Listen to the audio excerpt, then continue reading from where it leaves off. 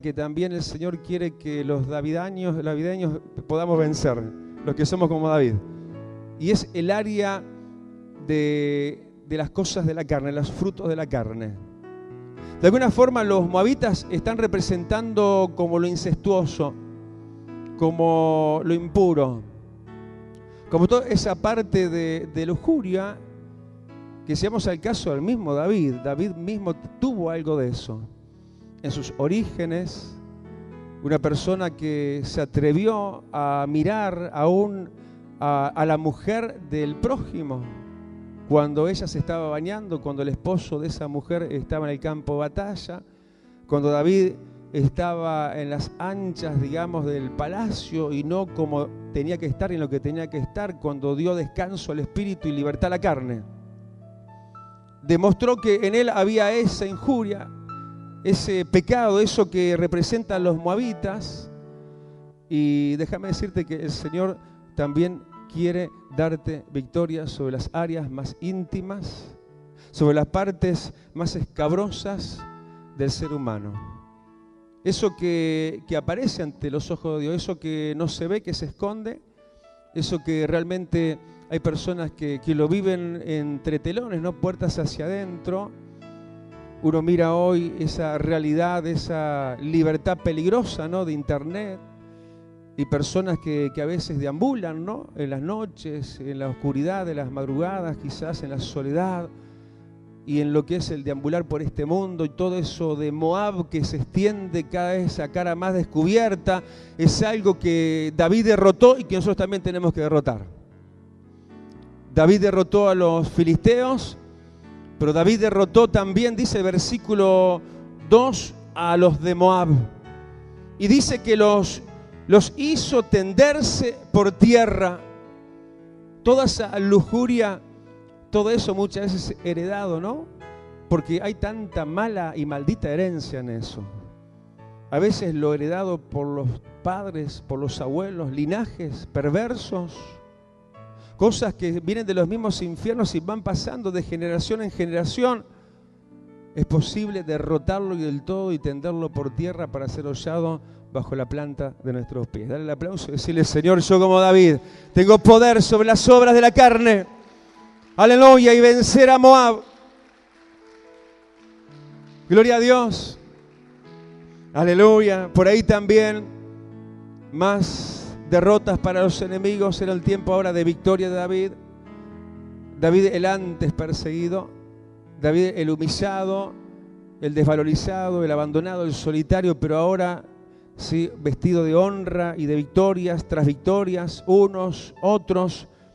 Y ahora también añade versículo a versículo, ahora dice que también a sí mismo, de la misma manera, y otra vez, y yo lo englobé como te dije, otra vez David, el nombre de David. No cualquiera, era él, el escogido de Dios, el que tenía ese buen corazón, el que no dejaba de tenerlo, aun cuando ganaba las victorias. De Dios nos alejaba, de Dios nos apartaba, para también ahora vencer lo que seguía. Dice que ahora quien él habría de vencer era alguien que venía a querer recuperar lo suyo, pero ya no era suyo, sino que era de David, y era el rey de Soba, alguien que venía ¿sí? a tomar, a recuperar territorio junto al río Éufrates. Así es el enemigo, ¿no? Como cuando salió supuestamente a recuperar Faraón al pueblo de Dios. Cuando salió por mano poderosa de Dios de Egipto. Y Satanás así pierde y después quiere recuperarlo. Y de alguna forma quiere volver y vuelve.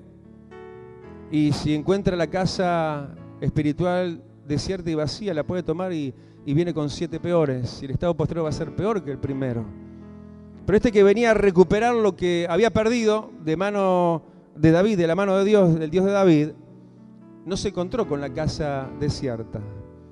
¿Sabés que la casa espiritual que sos vos y somos todos los que estamos acá no puede estar desierta? Tiene que estar llena del poder del Espíritu Santo.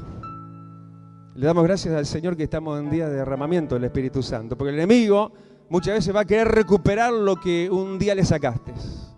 Las victorias viejas que ya lograste. El enemigo va a tratar de alguna forma de volver a reincidir en eso. Hay gente que dice, me está pasando lo que me había dejado de pasar. Aquello se había solucionado, la enfermedad se había sanado, el matrimonio se había recuperado y ahora vuelve todo otra vez. Es el enemigo que vuelve.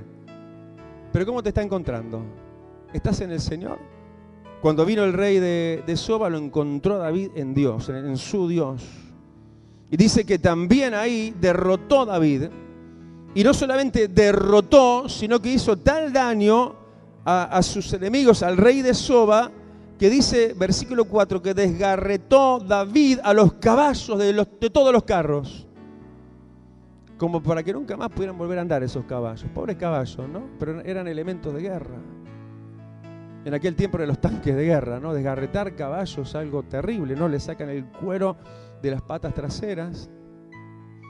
Es realmente la muerte segura, obviamente, para toda esa caballería en la cual se hacía fuerte el rey de Soba. Pero ya no sería más fuerte.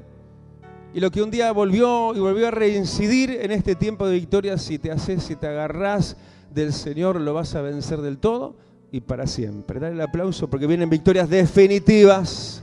Aleluya. Como David sobre Soba, que volvía a levantarse, pero para caer para siempre, para no levantarse nunca más. Aleluya. Y viendo que no podían con el rey David, a ver si no te pasa así a veces, ¿no? Que sucede tal como sucedió, dice el versículo 5, que se unieron contra él. Claro, no ponían unos, no ponían los otros, entonces se unieron unos con otros. Vinieron los sirios de Damasco para dar ayuda a dar ese rey de Soba. Y a veces ves eso mismo, ¿no? Como que el problema se agrava, como que las cosas se empeoran, pero no te desalientes, no desfallezcas, no te resientas con la situación, no renuncies, no te alejes de Dios. Porque cuando David vio esto, que venían contra él unos y otros, sirios por un lado y el rey de Soba también por el otro, también sobre ellos Dios le dio la victoria. Y David hirió de los sirios a 22.000 hombres. Gran victoria y numerosa. Cuando parece que es peor, termina siendo mejor. Cuando vos decís, esto es mayoría contra mí, contra esto yo no puedo. Cuando vos decís, esto me supera, numéricamente este problema me supera. ¿Cuántas veces nos vemos al límite, no?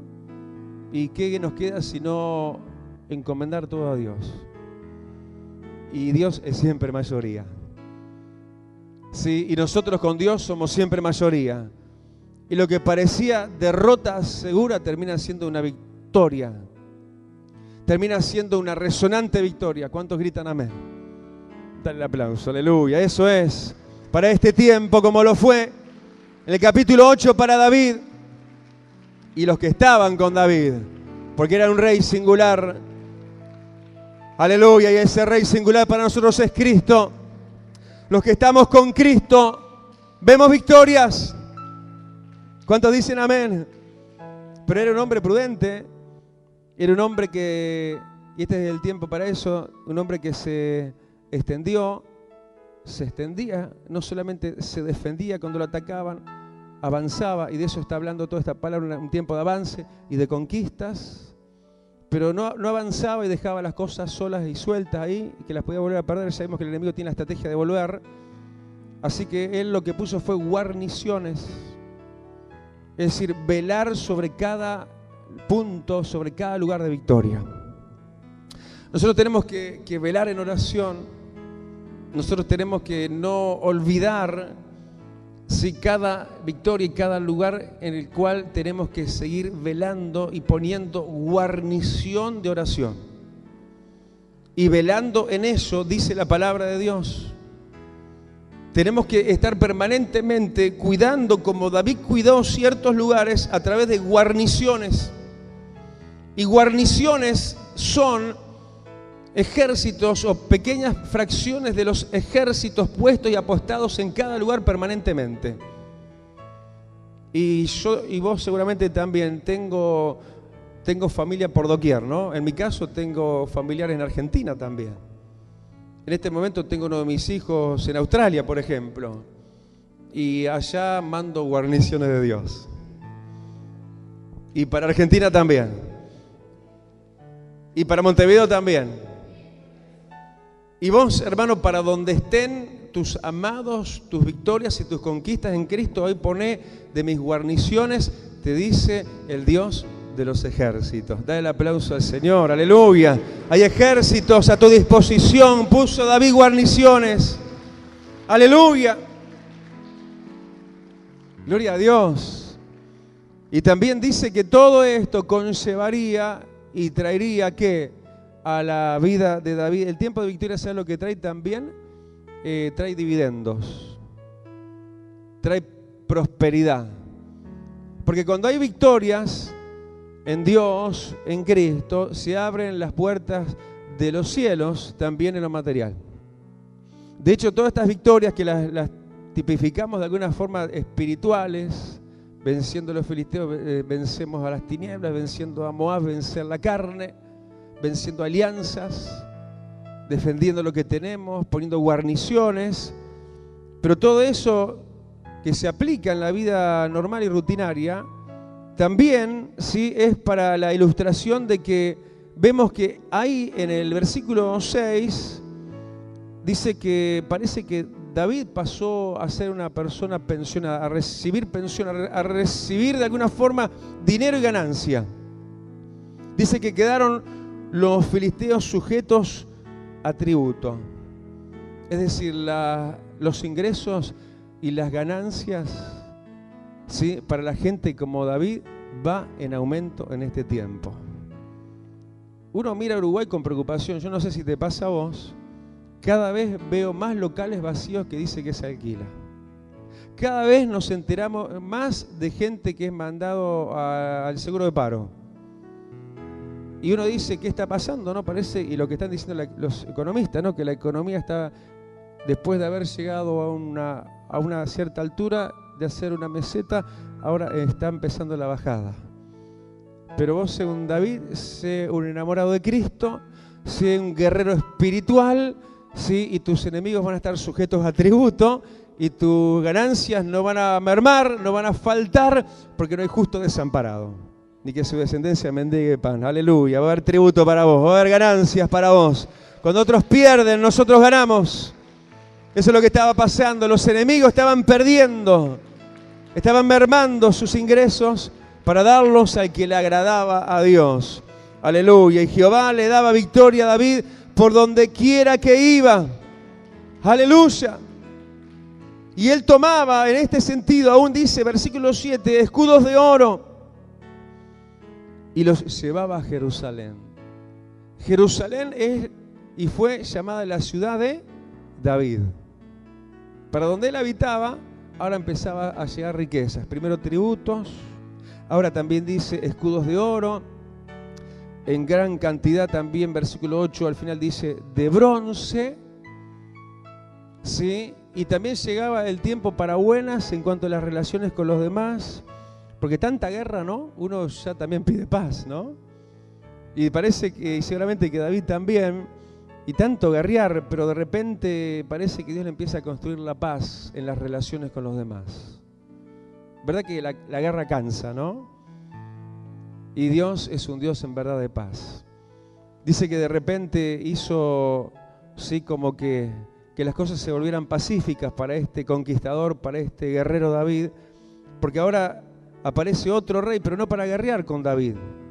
Versículo 9, un tal Toi, sí, que al escuchar y saber todas las victorias enormes que Dios le estaba dando a David, envía a su hijo Joram, versículo 10, para saludarlo a David pacíficamente y para bendecirlo. Eso es lo que Dios también tiene para nosotros, la paz y la bendición. Yo creo que David tiene que haber respirado hondo, ¿no?